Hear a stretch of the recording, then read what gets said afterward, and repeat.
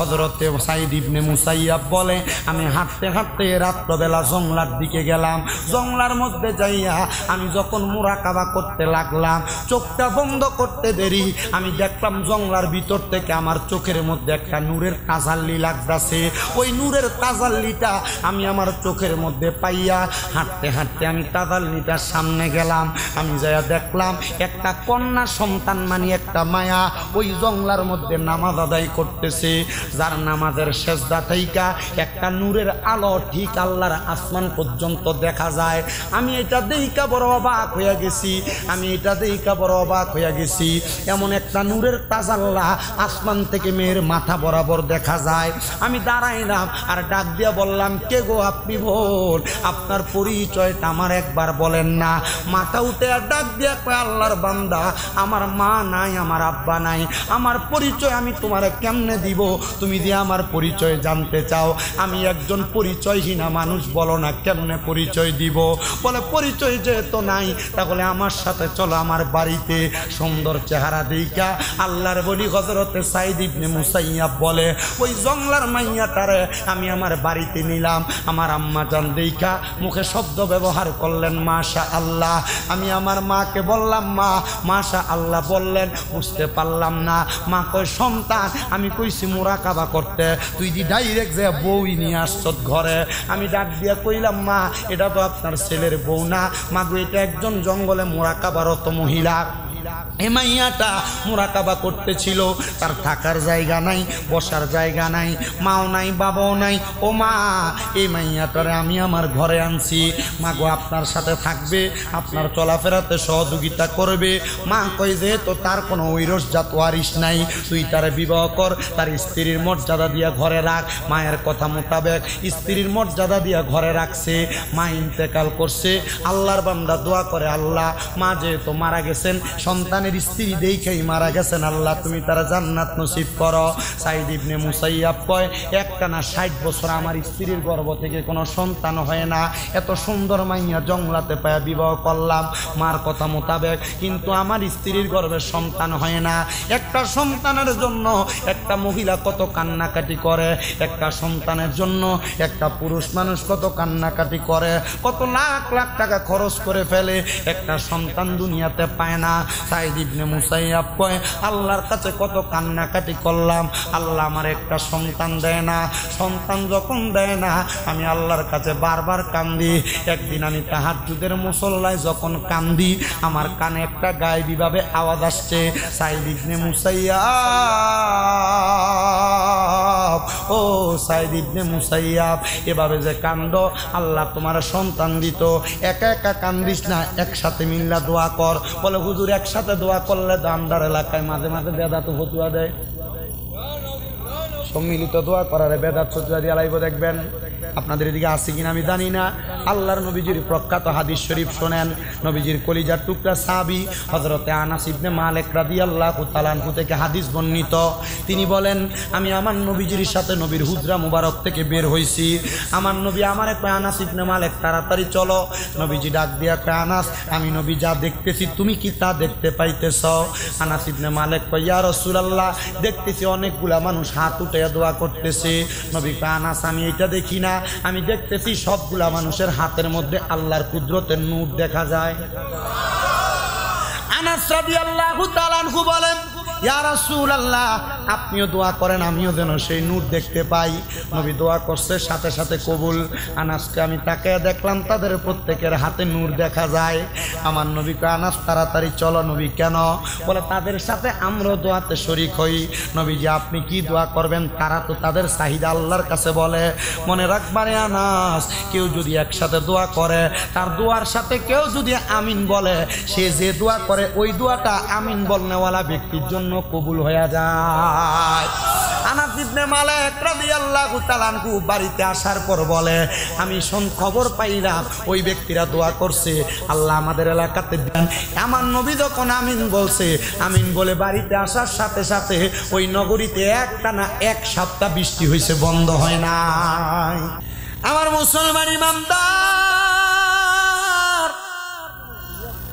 সাঈদ ইবনে মুসাইয়াব বলে, যখন আমি কানের মধ্যে এমন আওয়াজ শুনতে পাইলাম, আমি সাথে সাথে বাড়িতে যাইলাম, লক্ষ্য করে দেখলাম গো রাত্রের 3 প্রহর কাইটা যাবে, সবে সাদিক হয়ে যাবে, আমার স্ত্রীটা নামাজের মুসল্লার মধ্যে বসা। আমি আমার স্ত্রীটার কাছে যাইলাম, আমি 2 করে 4 রাকাত, 3 4 12 রাকাত তাহাজ্জুদের নামাজ পড়লাম। বললাম স্ত্রী গো আসো না, আমরা এবার 2 জন একসাথে আল্লাহর কাছে হাত বাড়াই। স্বামী হাত বাড়াইছে, আল্লাহ একটা সন্তান দান করো, যেই সন্তান আমি আব্বা জানের ইন্তেকালের পরে আমার জন্য দোয়া করবে, আমার জন্য দোয়া করবে। স্বামী গো আপনার জন্য দোয়া করবে এই কথা বললেন, আমার জন্য দোয়া করবে এই কথা বললেন না। আর ফুতের দোয়ার লাগা কি হয়েছে, আলেম ওলামা দোয়া করলে তো চলে না গো স্ত্রী। তুমি জানো নি আমার নবী বলছে কোন মা বাপ মারা যাওয়ার পরে সন্তান যদি জানাজার নামাজটা পড়ায়, সালামটা ফিরানোর আগে আল্লাহ তার মা বাবার গুনাহ মাফ করে। সন্তান যদি হাত উঠায় রাব্বির হামহুমা কামা রব্বায়ানি সগীরা ওয়া কুর রাব্বির হামহুমা কামা রব্বায়ানি সগীরা। চোখের মণিকুটার মধ্যে একটা মাছের মাথা পরিমাণ পানি ছাইরা দিয়া যদি কান্দে, ওই পানি মাটিতে পড়ার আগে আগে আল্লাহ তার মা বাবার জীবনের গুনাহ মাফ করে দেয়। স্ত্রী কয়ে আমিন আমিন কয়ে যখন স্বামী দোয়া করছে, ওই রাত্রে তারা স্বামী স্ত্রী মিলন করছে, আমার আল্লাহ তাআলা ওই স্বামী দোয়া কবুল করে ফেলছে। আল্লাহ তাআলা কবুল করার সাথে সাথে ওই স্ত্রীর গর্ভের মধ্যে একটা সন্তান আগমন করছে।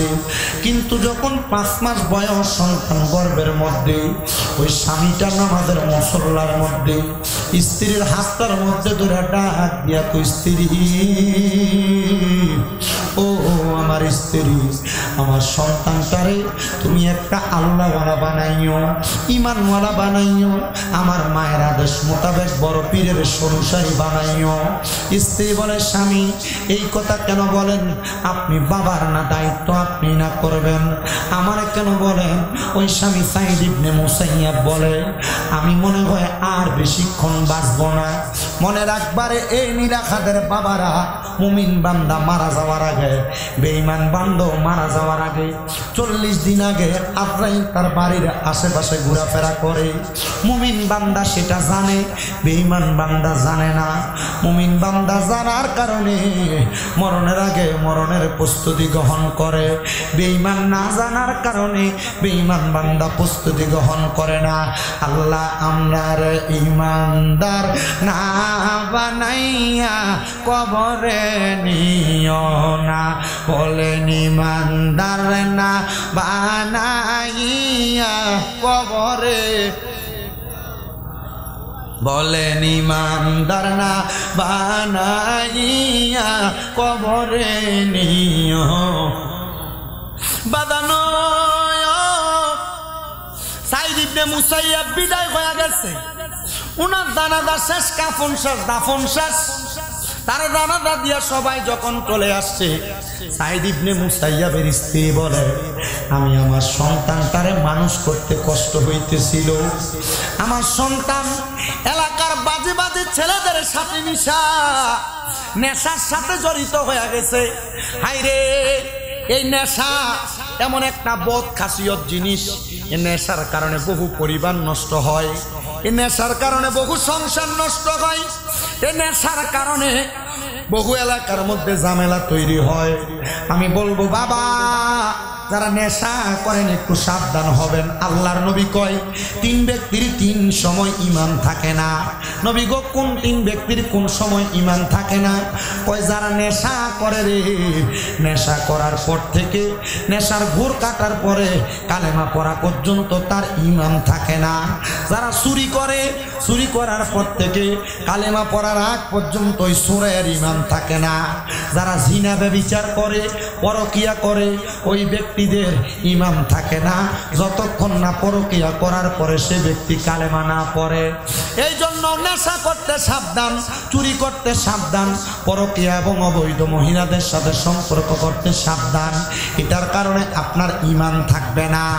সাইদ ইবনে মুসাইয়াবের মা কয়, আমি আমার সন্তানদের নিয়ে চিন্তা করি, আল্লাহ গো আমার স্বামী বলছিল আমার সন্তানটারে আমি কোরআনওয়ালা বানাইতাম, কিন্তু আমার সন্তান তো কোরআনওয়ালা হয় নাই, আমার সন্তানটা তো বাজে পথে চলাফেরা করে।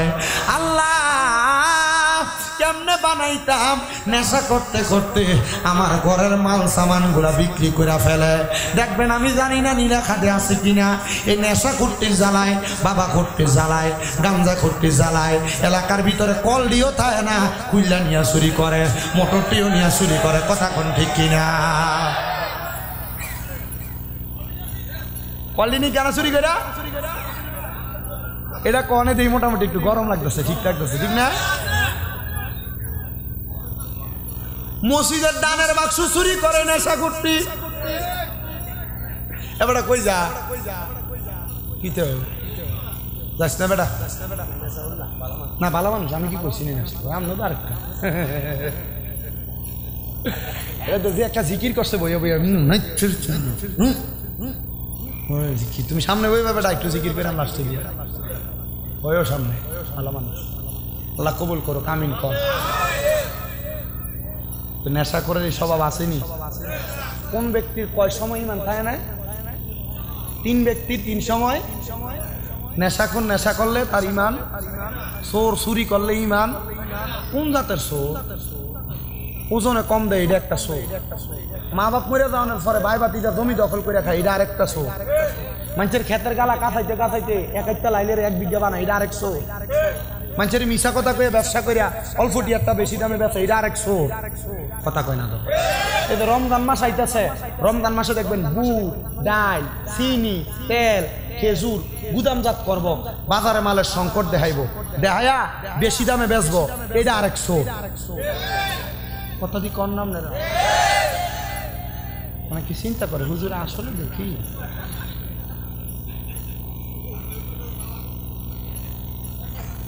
ওর লাগে ঠিক বেঠিকও কইতার নাম না।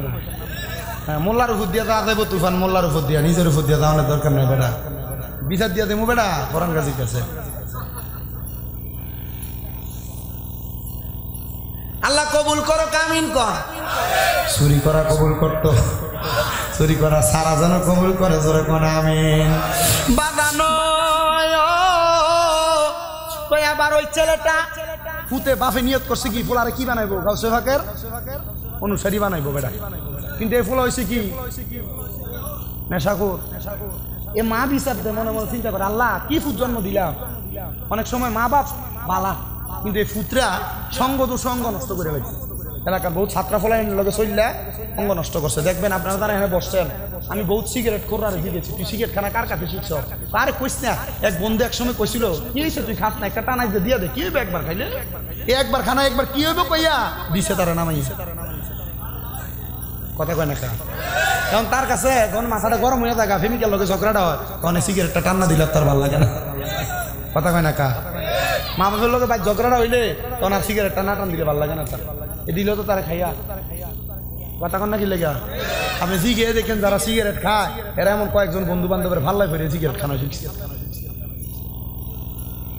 ঠিক আছে না? ঠিক। তো মা চিন্তা করে কিরে ছেলে তো এমন হওয়ার কথা না, কেন এমন হয়ে গেল? মাঝে মাঝে আল্লাহ তাআলা সন্তান দিয়েও মা বাপরে পরীক্ষা করে। সন্তান দিয়া ডাক দিয়ে বলতেছে আল্লাহ ঘরে যা পায় তা বিক্রি করে ফেলে, আমার কাছে এটা ভালো লাগে না। আল্লাহ তুমি একটা সমাধান করো।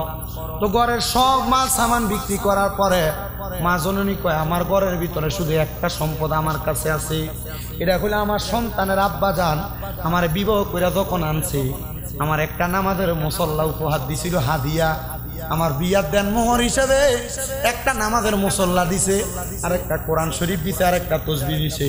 কারণ কার বেরিয়েতে বিয়া করতে যাবেন আমাদের মুসল্লা আর আপনি কাপড় মানে আপনি যদি একটা কোরআন শরীফ দেন কইব বেটা ফকিন্নিগিরি দেহাস মোল্লাগিরি দেহাস মাত্র নামাজের মুসল্লা দিয়া তুমি আইছো মাত্র একটা বিয়ার মোহরানা দিতা 10 লাখ মোহরানা দিবি 5 লাখ মোহরানা দিবি হলে বিয়ে হইব নইলে বিয়ে হইতো না তো 10 লাখ মোহরানা দিয়ে দে বেটা বিয়া করবো এ বেটা 5 লাখ যৌতুক লবে এটাই স্বাভাবিক আপনি মোহরানা কমান যৌতুক বন্ধ হয়ে যাবে যৌতুকের বিরুদ্ধে সব মোল্লা রাখো মোহরানাতে বেশি রাখে এটার কথা কয় না পোলা কামাই করে মাসে 15,000 টাকা তার বিয়ার যৌতুক তার বিয়ার মোহরানা লেহে 3 লাখ বাসর রাইতে মোহরানা দিতে পারবো তখন বউর কাছে মাপসা মা গো আমি মোহরানা দিল বউরে মা কোন যাবো সাবধান বউর গায়ে কোন একটা তিল থাকলে এটারও কম যেত না যে এটা তো আমার মায়ের মতো কইলে তালাক সাবধান আপনারা আইসমাইক দেন না এলাকে কইছি আর কি আপনারা দেখেন না অন্যদিকে নিয়েন না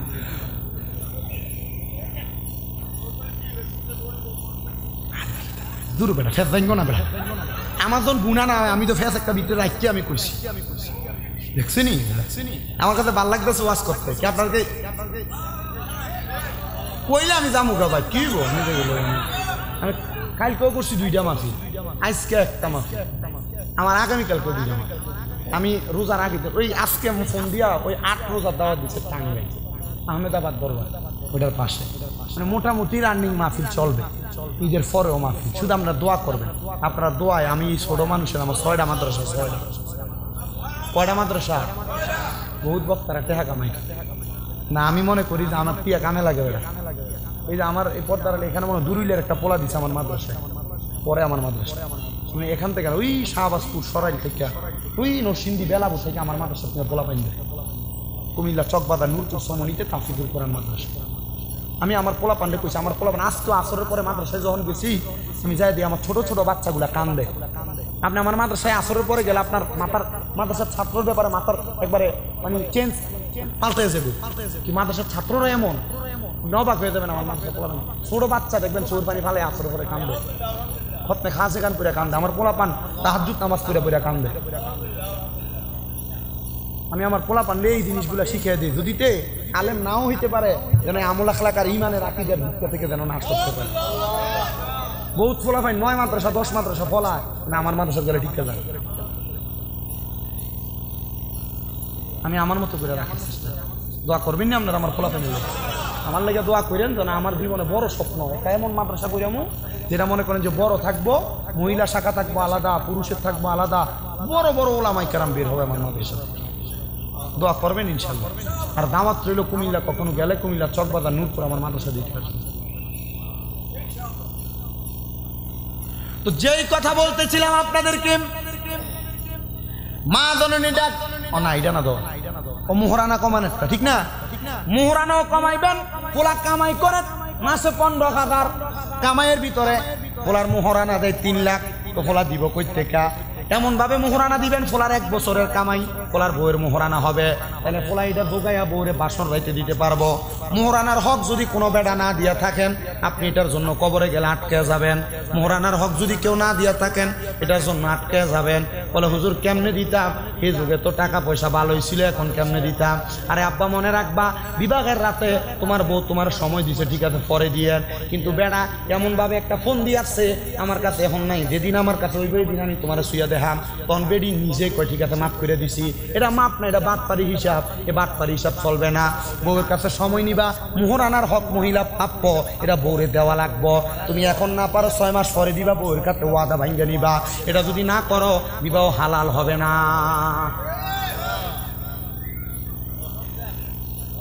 কথা বুঝছেননি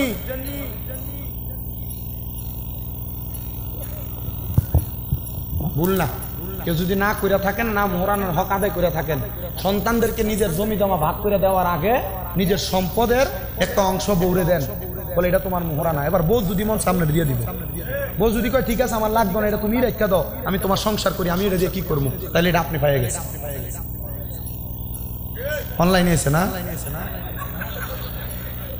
বেড়া হাঙ্গে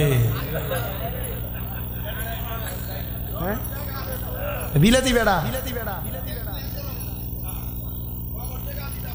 হ্যাঁ তোমার কাওলা দনের নিয়ত যদি না থাকে মনে মনে যদি কোনো আমি কাওলা দিতাম না দিয়া লেবে বেটা কিও দেরি হয়ে যেতেছে গা ওয়াজ অন লম্বা বাকি রয়েছে এই জায়নামাজটা যেটা দিছে এটার বড় ঘটনা এই নেশা করতে দিয়ে জায়নামাজ নিয়ে বেচ চলেছে কথা কইতেছি একটু শুধু শেষের দিকে যা ভিডিওতে আসেনি ভোটার আনলে না হেরার হেদায়ত করতাম হেরার হেদায়ত করলে তো ওয়াজ আরো আধা ঘন্টা পারবো বুঝো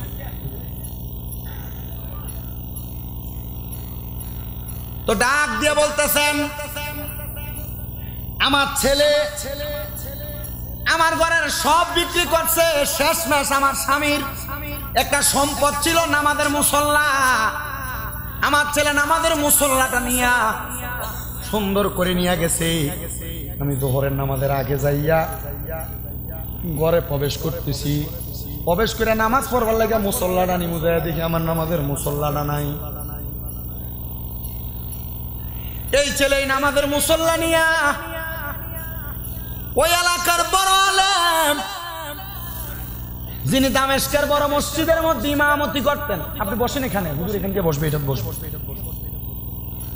বড় আলেম উনার কাছে নিয়ে নামাজের মুসল্লাটা ব্যক্তি বিক্রি করে দিছে হুজুর এই নামাজের মুসল্লাটা বিক্রি করুন হুজুর কিনবেন নি হুজুর কয় কিরে সমাজে এমন অভাবীও আছে যে নাকি নামাজের মুসল্লা বিক্রি করে ভাত খাইব হুজুর তার কাছ থেকে নামাজের মুসল্লাটা কিনলেন কিনার পর হুজুর তালাশ করতে লাগলেন এলাকায় কোন বাড়িতে জানি এমন অভাবী মানুষ আমি তাদেরকে আমার টাকা পয়সা দিয়ে সহযোগিতা করব কারণ আল্লাহর নবীর ঘোষণা আস-সাখিয়ু হাবিবুল্লাহ দানকারী ব্যক্তি আল্লাহর বন্ধু আমি তাদেরকে একটু দান করব তালাশ করতে লাগলাম এলাকাদের পুরা গ্রামের মধ্যে তালাশ করছে কোনো বাড়ির মধ্যে এমন লোক নাই যারা নামাজের মুসল্লা বিক্রি করবে তালাশ করতে করতে দামেস্কের বড় মসজিদের পেছনে যায় একটা ঘর নিরাল ওই ঘরের সামনে দেয়া সালাম দেয় আসসালামু আলাইকুম ওয়া রাহমাতুল্লাহ কোনো জবাব দেয় না তিনবার সালাম দেয় জবাব দেয় না সালাম দিয়া চলে যাবে পেছন থেকে মহিলা কোনটা জবাব দেয়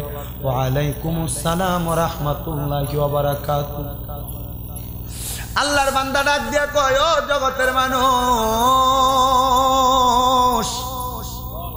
আমি আবার পেছনে ফিরলাম না কারণ মহিলা মানুষ তাকাইলে চোখের জিনা হবে বেড়া মানুষ মনে রাখবা নিজের স্ত্রী ছাড়া নিজের মা ছাড়া বোন ছাড়া 14 জন গায়রে মাহরম মহিলা ছাড়া অন্য কোন নারীর দিকে যদি তুমি তোমার চোখ দিয়া তাকাও তাহলে তোমার আমলনামার মধ্যে জিনার গুনাহ হবে জিনার গুনাহ আমরা মনে করি কোন নারীর সাথে মেলামেশা করলেই মনে হয় জিনা হয় না না না কোনো অবৈধ নারী মানে কোনো গায়রে মাহরাম মহিলার সাথে মুখ দিয়া কথা বললে তোমার মুখের জিনার গুনাহ হবে কোনো মহিলার কণ্ঠের আওয়াজ যদি তোমার কান দ্বারা শোনো তোমার কানের জিনার গুনাহ হবে গান যে শোনো গান শোনার কারণে ওই মহিলা কণ্ঠের আওয়াজ তোমার কানে যাওয়ার কারণে তোমার জিনার গুনাহ হবে এ পর্দার অন্তরালের মহিলারা তুমি তোমার ফুতেরে যেই বাড়িতে ডাক দাও 3 বাড়ি তোমার ডাক শোনা যায় মনে রাখবা মহিলাদের গলার আওয়াজ যদি কোনো পরপুরুষ শোনে মহিলাদের আমলনামার মধ্যে কবিরা গুনাহ হয় কবিরা গুনাহ এ বেডিয়া বেপর্দা ভাবে যে চলাফেরা করো সাবধান হয়ে যাও আল্লাহর নবীজি তিরমিজি শরীফের সুনানের 2211 নম্বর হাদিস নবী আমার কয় মহিলা যখন কিয়ামতের আগে দেখবা তাদের গলার আওয়াজ বেড়ে গেছে তারা তাদের গলা দিয়া গানের আওয়াজ শোনায় মনে করবা কিয়ামত অতি সন্নিকটে নতুন নতুন রোগ নতুন নতুন মুসিবত তোমাদেরকে আঁকড়ায় ধরব করোনা ভাইরাস এই তো 2021 সালে আসলো এর আগে তো করোনা ভাইরাস নামক কোনো ভাইরাসের নাম মুরব্বীরা শুনে নাই কেন আসলো আল্লাহ দেয় নাই এটি আমরা গুনাহ করতে করতে আমরা হাতে কামাই করে আনছি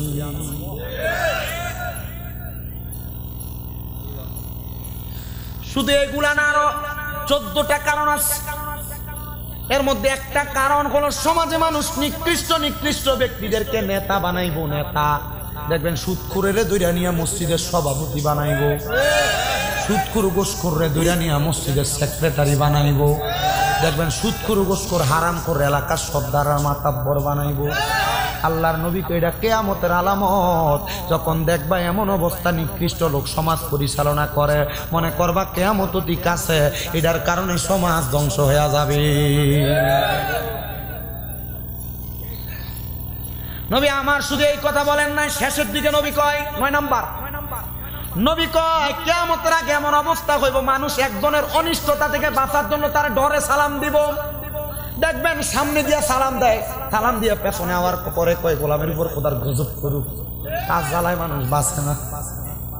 চলেনি কিয়ামতের আলামত বেলা।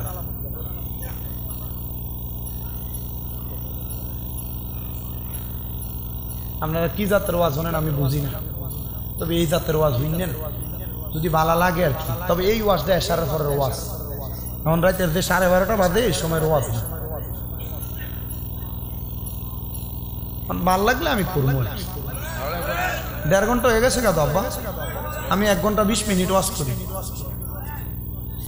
আরো করতাম 47 বিকো ব্যাটারে ধরে না কষ্ট আরো কুতুর করি। তাহলে একটু মহাব্বতে দরুদ পড়েন, আল্লাহুম্মা সাল্লি আলা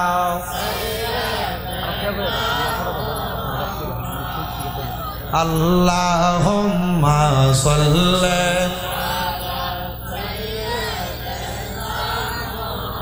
মাদনা বিয়ানা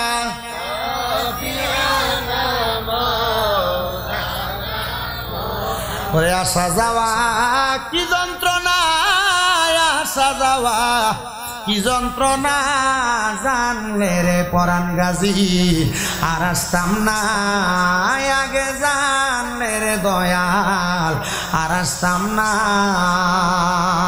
ও দয়াল রে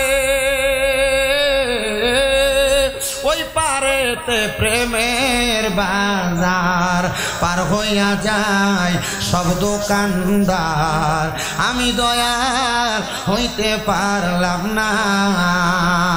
ওরে বুঝি আমার কপাল মন্দ, ওরে বুঝি আমার কপাল মন্দ, বাইটাল নৌকা পার কাটে না, জানলে রে দয়াল আর আসতাম না।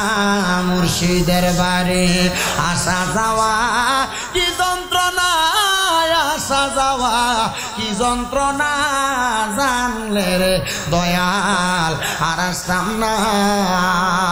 ও দয়াল রে মাকাল ফল তার দেখতে ভালো, বাহির লাল তার ভেতর কালো, আমি দয়াল আগে জানতাম না। বুঝি অমৃত খায়া বারসে জ্বালা, মুর্শিদের প্রেমের জ্বালা আর সহে না পরাণ গাজীর প্রেমের জ্বালা, ভাল লাগে না, জানলে রে দয়াল আর আসতাম না। রে আসা যাওয়া কি যন্ত্রণা, আসা যাওয়া কি যন্ত্রণা, জানলে রে দয়াল আর আসতাম না।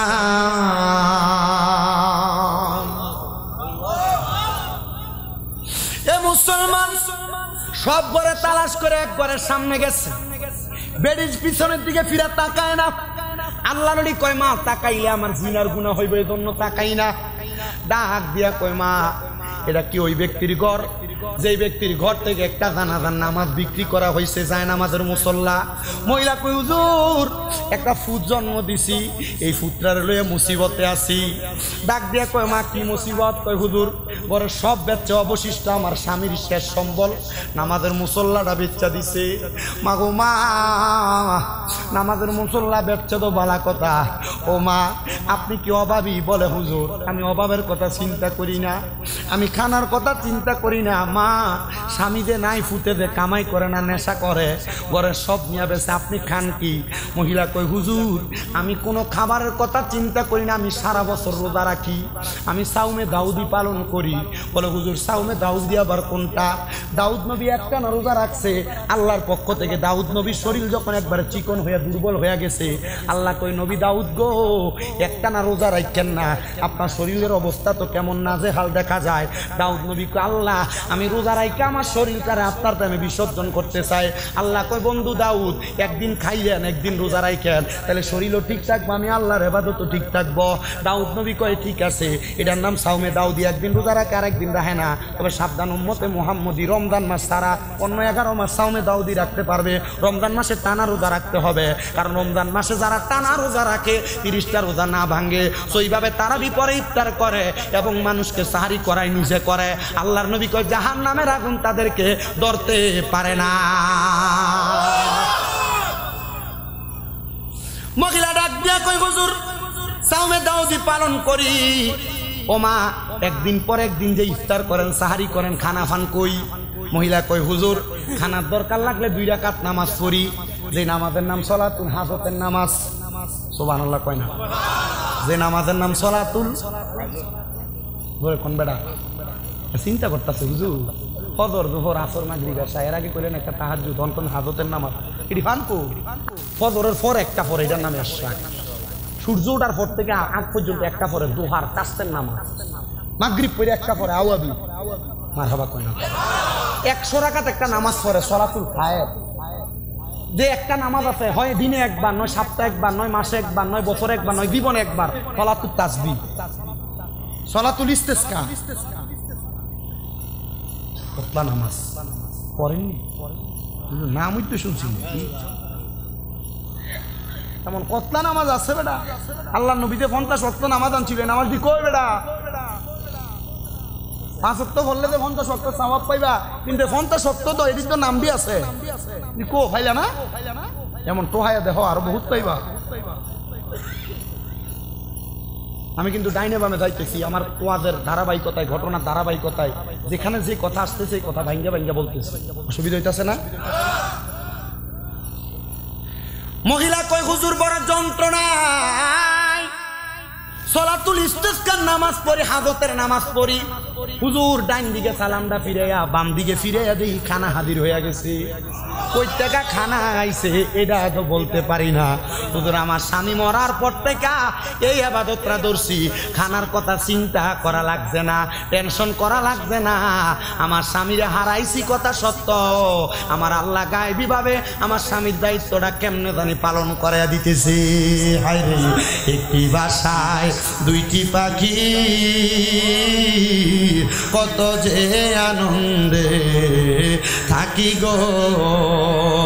এখন তুমি কোথায় আমি কোথায়, পরাণ গাজী কাউকে কেউ আর দেখি না আগে, জানি না তুমি এমন করে সেরে যাইবার মুর্শিদাগে, জানি না তোমার আত্মাতে মি সায়ায় আত্মা, কইতাম কত মনের কথা গো।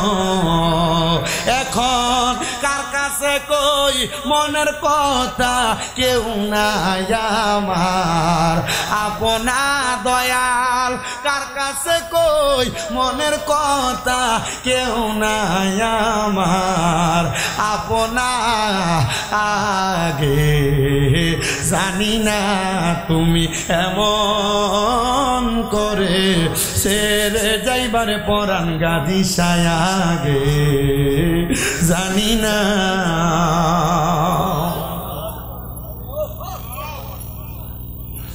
মহিলা কই হুজুর খানার চিন্তা নাই, টেনশন নাই। হুজুর আমার পুত্রের বড় টেনশন হুজুর, নবীনা কইছে ফুতে জানাজা পড়াইলে গুনাহ মাপ, কবরের আযাব মাপ। এই ফুতে কি আমার জানাজা পড়াইবো নি, আমার টেনশন লাগে। হুজুর কয় মহিলা আপনি দায়িত্ব দিলে আমি আপনার ফুতের জানাজা, ফুতেরে আমি ভালা কইরাম। হুজুর ঠিক আছে ভালা কইরা দেন গো। বলে আপনি আপনার সন্তানরে কইবেন আমার কাছে যদি যায় তারে নেশা করবার লাগে আমি পয়সা দিমু, নেশা করবার লাগে তারা দেড়হাম দিমু। মহিলা কয় হুজুর জানি না যাইবো নি, তবে আমি বইলা দেখবো। হুজুর যখন এই কথা বইলা চলে গেছে, মহিলার সন্তান বাড়িতে আসার পর পরের দিন চুরি করবার লাগা শেষ সম্বল না, আমাদের মুসল্লা তো বিক্রি করছে আর কি বেচবো, কিছুই টোকায় পায় না। মা ডাক দিয়ে কই ফুট নেশা করবার লাগে বুঝি কিছু বেচার মাল টোকাও। আরে বাবা যা এখান থেকে দামেস্কের বড় মসজিদের সামনে যাইবি, দেখবি একজন হুজুর বইয়া রয়েছে, ওনার কাছে যায় কবি আমি মা পাঠাইছি তোরা টাকা দিবার লাগা। হুজুরের কাছে গেছে, যায় কই হুজুর আমার মা কইছে আপনি নাকি আমার সম্পদ দিবেন। হুজুর কয় আব্বা আমি যেই সমস্ত খবর তোমার ব্যাপারে জানি, তুমি একজন নেশাখোর, অপবিত্র শরীরের সাথে আমার শরীর আমি লাগাইতাম না। আব্বারে আমার সামনে একটা পুকুর দেখা যায়, যারে আব্বা যা এই পুকুরে কূপের মধ্য থেকে একটু পানি উঠাইয়া মাথার মধ্যে ঢাইলা গোসলটা করে আমার সামনে আয়। হুজুর এখানে যদি আমি গোসল করি নাগাহে হলি হুজুর আমি যদি এখানে গোসল করি আমার টাকা দিবেন? বলে দিব। গায়ে পানিটা ঢালছে, হুজুর কথা মোতাবেক তারা 300 দিরহাম দিছে। 300 দিরহাম নিয়া হাঁটতে হাঁটতে মদের বাটিখানাতে যাবে, রাস্তা দিয়া যে তারা দেখে দৌড়ে দৌড়ে ফালায় যায়, তার সামনে কেউ আসে না। মদের বাটিখানায় গেছে, বাটিখানার মধ্যে যাওয়ার সাথে সাথে মদের বাটিখানার সব মানুষ তারে দেখা ফালাইয়া গেছে। সে বাড়িতে গেছে, বাড়িতে যাওয়ার পর তার মা তারে দেখা বেহুশ হয়ে গেছে। একই বুঝলাম না, মদের বাটিখানায় গেলাম, মদের মালিকেরা আমার ফালাই দিয়ে চলে গেল, তোর মালিক নাই আমি খামু কেমনে, এখান থেকে চলে আসছি। নেশা করার পরে নেশাও করতে পারে নাই, বাড়িতে দেয়া মার সামনে গেছে, মা তারে দিকে বেহুশ হয়ে গেছে। তার মানে ওই পানিতে গোসল করার পর তার চেহারা বিকৃত হয়ে গেছে, কেউ তারে চিনে না, তারা দেখলে বড় ভয়ঙ্কর লাগে।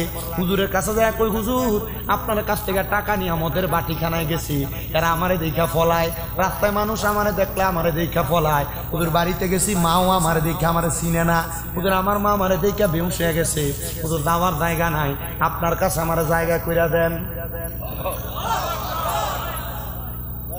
খাইছে কি আর খাইতো কি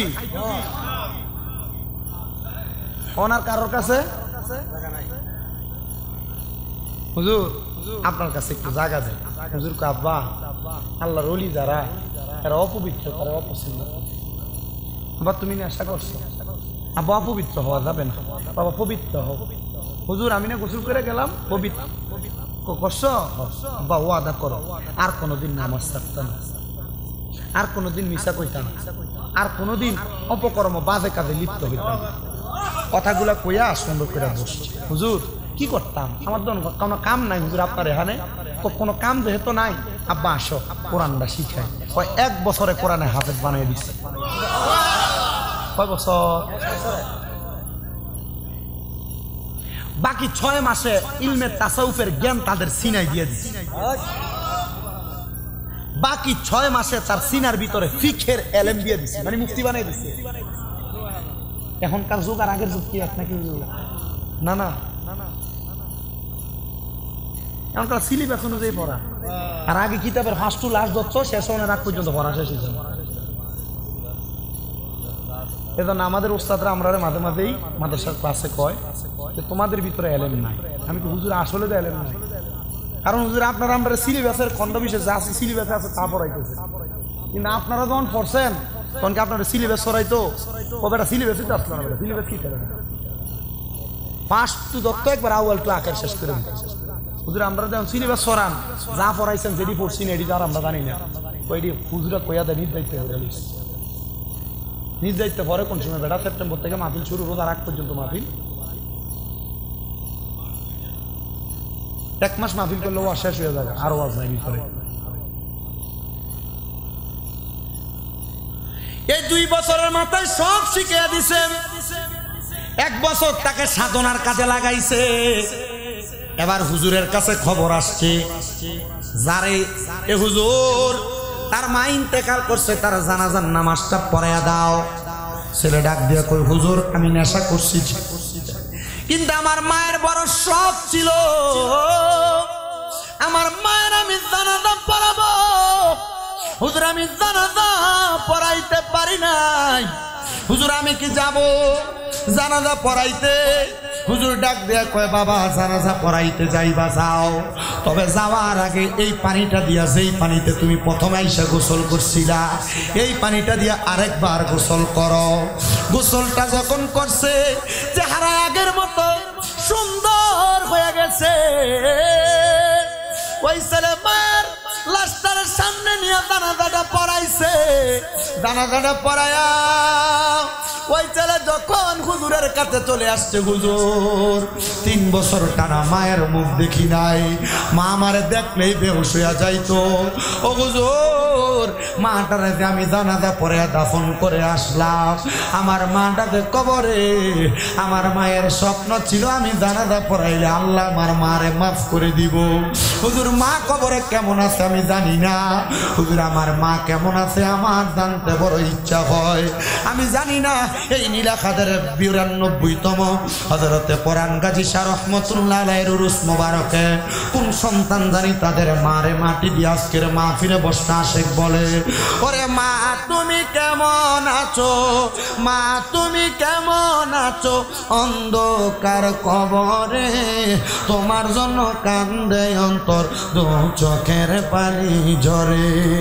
বাবারে, ওই মায়ের কথা স্মরণ করে যদি পারেন কষ্ট করে আমার সাথে একটু বলার চেষ্টা করবেন।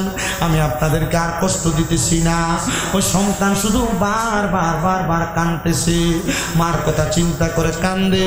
সন্তান মার কথা বাবার কথা স্মরণ করে করে চোখের পানি ফালাইবা, কারণ চোখের পানি মাটিতে পড়ার আগে আল্লাহ মা বাবার গুনাহ মাফ করে দেয়। আশেক বলে, মা তুমি কেমন আছো, মা তুমি কেমন আছো, অন্ধকার কবরে তোমার জন্য কান্দে অন্তর, দু চোখের পানি ঝরে, তোমার জন্য কান্দে অন্তর, দু চোখ ঝড়ে। ছোট কালের কথা পরে যখন মনে, বসে বসে কান্দি মাগো পানি দুই নয়নে, বসে বসে কান্দি মাগো পানি দুই নয়নে। আমারে দুঃখ বোঝার মতো, আমারে দুঃখ বোঝার মতো কেউ নাই সংসারে, তোমার জন্য কান্দে অন্তর, দু চোখের পানি ঝরে, তোমার জন্য কান্দে অন্তর, দু চোখের পানি ঝরে। মা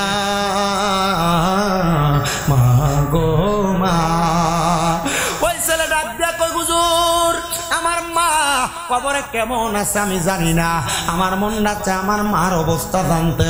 হুজুর এবার আল্লাহর কোরআন তেলাওয়াত করে, ওয়া মিনাল লাইলি ফাতাহাজ্জাদ বিহি নাফিলাতাল লাকা আসা আইয়াবআসাকা রাব্বুকা মাকামান মাহমুদা। হুজুর ডাক দিয়া কয়, বাবা আল্লাহ নবীরে কইছিল আপনি রাতের কিছু অংশে তাহাজ্জুদের নামাজ পড়েন, যদি তাহাজ্জুদের নামাজ পড়েন অতি সত্বর আপনারাকে মাকামে মাহমুদ প্রশংসার জায়গা দান করবে।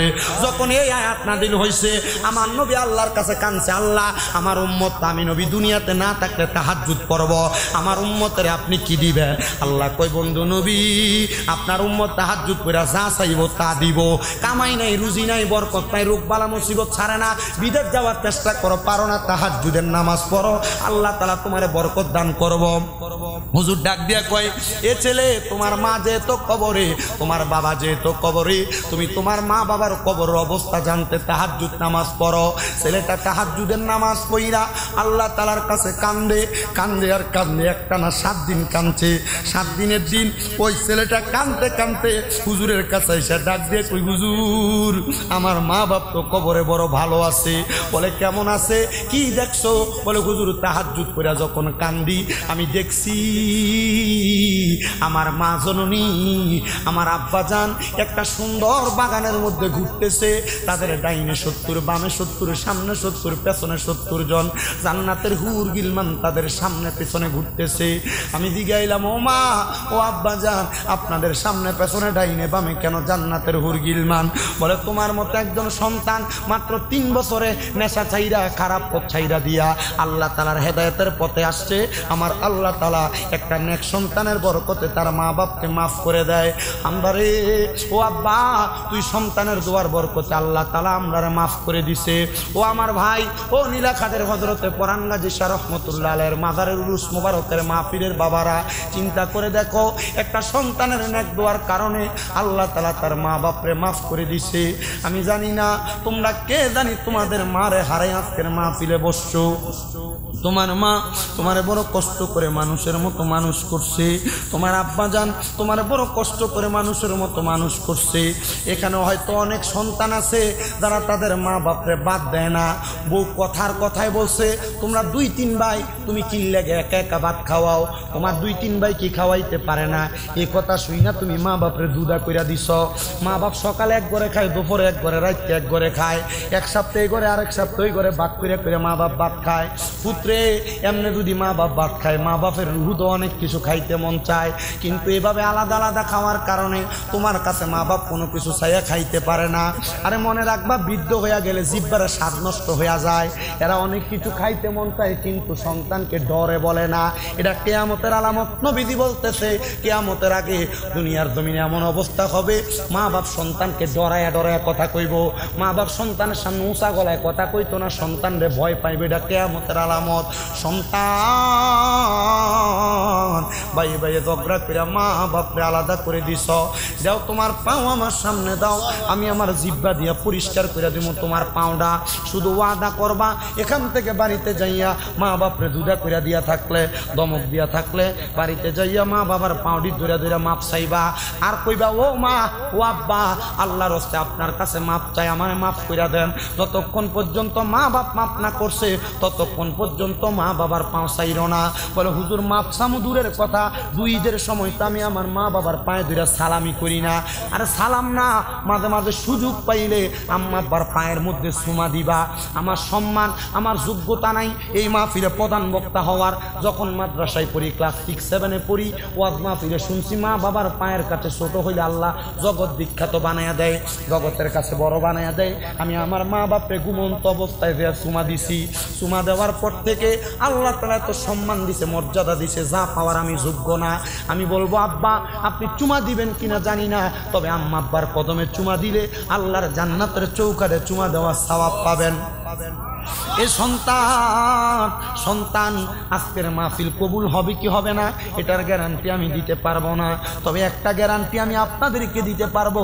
যদি আগামীকালকে শোনেন নীলাখাদের কোনো দোকানে বৈশা কোনো মুরব্বী কয়, হ্যাঁ শামীম দাদার কথা শুই না, আমার ফুতে বাড়িতে যে আমি বাপের পায়ে ধরে মাপ চাইছে, কিন্তু আমার ফুতে কোনোদিন আমার লগে অন্যায় করে নাই।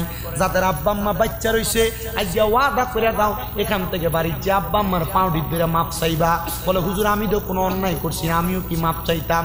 সন্তান রে, অন্যায় করো আর না করো, আম্মা আব্বার পায়ে ধরলে দাম কমে না, ইজ্জত কমে না, সম্মান কমে না। আল্লাহ তাআলা ইজ্জত বাড়াইয়া দেয়, মাকাম বাড়াইয়া দেয়। সম্পদ কামাই করবা, বরকত পাইবে একমাত্র মা বাবার কদমে চুমা দিলে, আম্মা আব্বার কদমের কাছে ছোট হইলে। কিন্তু অনেকে চিন্তা করে হুজুর যাদের বাড়িতে আব্বা আছে তারা বাড়িতে যাইয়া বাবার পায়ে ধরে মাপ চাইব, আমার তো আব্বা নাই, আমি কার পায়ে ধরে মাপ চাইব। আমি জানি না আজকে কোন সন্তান তাদের মারে মাটি দিয়ে বাবারে কবর দিয়ে হাত বাড়াইছো, কোন সন্তান তাদের মারে মাটি দিয়ে আজকের মাহফিলে বসছো। তোমার আব্বা জান দামি কোনো জামা কাপড় পরতো না, সিরা জুতাটা পরতো, জুতা ছিটতে পায়ের মুরালিটা রাস্তার সাথে লাগতো, কিন্তু তোমারে নতুন জুতা কিনা দিত। স্মরণ করে দেখো ওই নতুন জুতাটা পায়ে দিয়া তুমি খাটে দৌড়াদৌড়ি করছো ছোটবেলায়।